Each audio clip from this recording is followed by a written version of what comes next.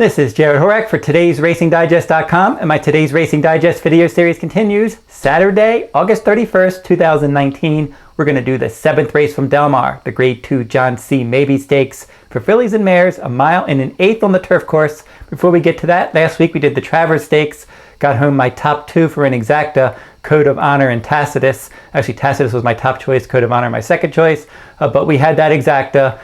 So we were able to get that one home, and we just missed the trifecta. We needed Endorsed to run third. He ran fourth at 23-1. So let's see if we can come back and go back-to-back weeks with some winners.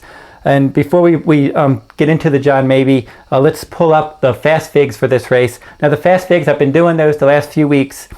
For today's Racing Digest, $39 for 30 days if you're interested in trying the fast figs, or you can get them for different prices.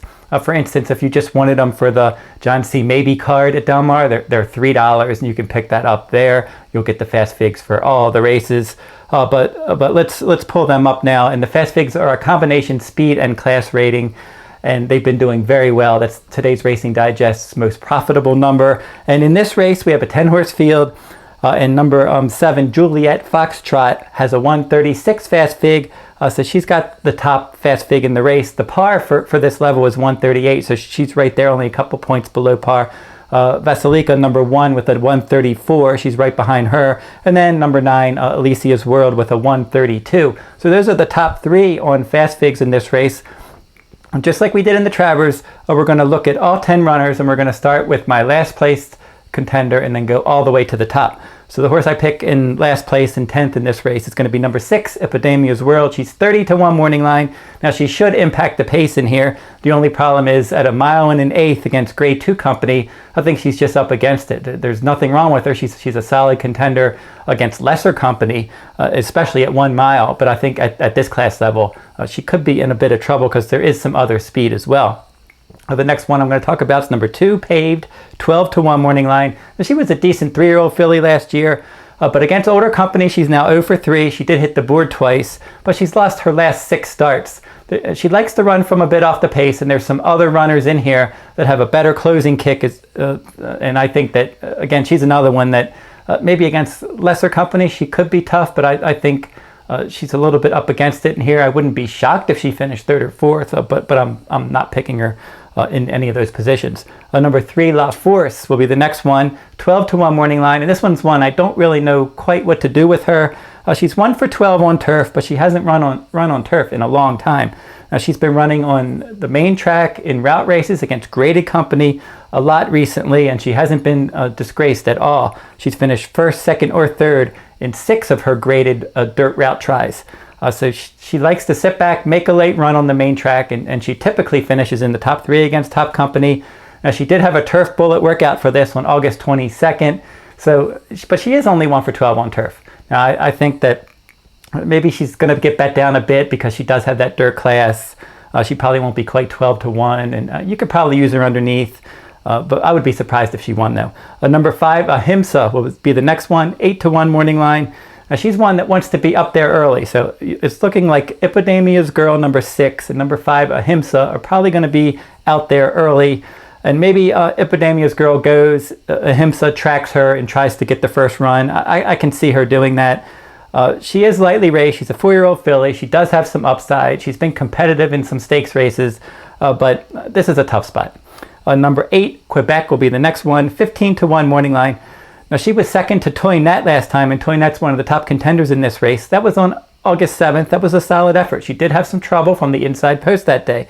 I liked her there as an alternative to Toinette, and then she's 15-1 today, so she's obviously going to offer value. She's going to stalk the pace, but I think that she's just a cut below this class of animal. Number 10, Meal Ticket, 20-1 morning line. Now she did jump back and get back in the winner's circle against Optional Claiming Company at Del Mar on August 2nd. She did finish 2nd to Vasilika when she was 24-1 in the Grade 2 Royal Heroine at Santa Anita on April 6th. So she can run against this kind of company. It's a good sign that she got back with a good race last time. And if you're playing exotics, trifectas, and superfectas, you'll probably want to include her. Let's jump into now my top 4. And beginning with my 4th choice, number 9, Alicia's World. She's 12-1 morning line, and I think she's interesting in here because she really likes this mile and an eighth distance. She used to be in the Chad Brown barn. Now she runs on the West Coast for trainer Richard Baltus. Now she's one that, as I said, she likes this distance. She's won multiple graded stakes races at 1 mile and 1/8 on turf. And I think that she can sit back, make a late run, and get a piece of this. Now she's 12-1, so if she can get in there and maybe finish somewhere in the trifecta, she could spice up the exotics a bit. My third choice will be the morning line favorite, number 1, Vasilika. She's 9-5 morning line. Now she had a 4-race win streak heading into her last start. That was in the yellow ribbon at Del Mar on August 3rd. But she ended up rallying to finish 3rd that day. Now Julien Leparoux rode her that day, and he hadn't ridden her before. Flavien Prat's her usual rider, and he gets back aboard today. Now she's won twice at Del Mar, and she's 6 for 8 at 1 mile and 1/8. So she certainly likes the distance. I think that's the big key.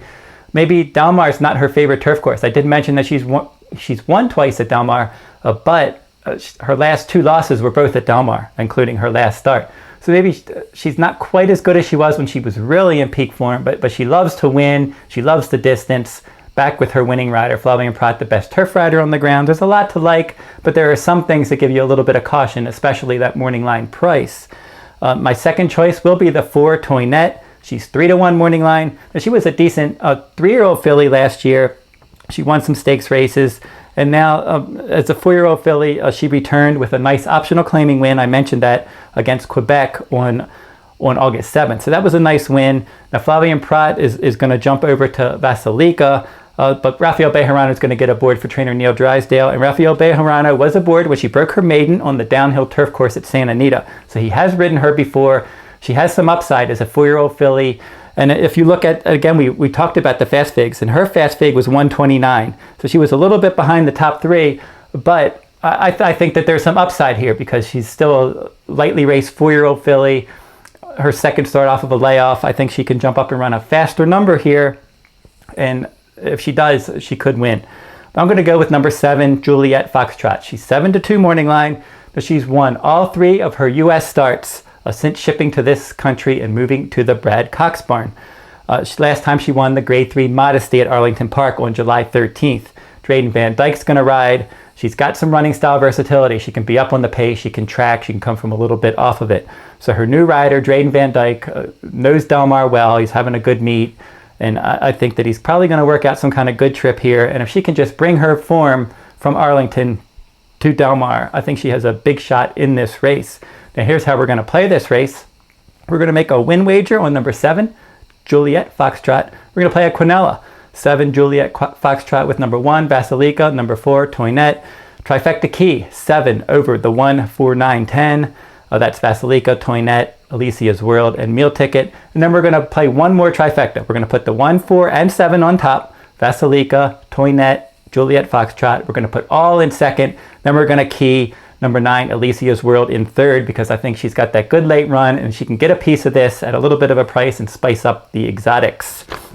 Now, if you like this video, give me a thumbs up, subscribe to my YouTube channel, make some comments in the comment section. Who do you like in this stakes race, this John C. Mabee at Del Mar on Saturday, July 31st? If you're interested in my full cards from Del Mar, they're wrapping up. This is the closing weekend at Del Mar. They're going to be running Saturday, August 31st through Monday, September 2nd for Labor Day. So I'm going to have my full cards at todaysracingdigest.com for all those days. Then I'll be taking a full card break after that during Los Al, and then I'll be back with the fall meet at Santa Anita.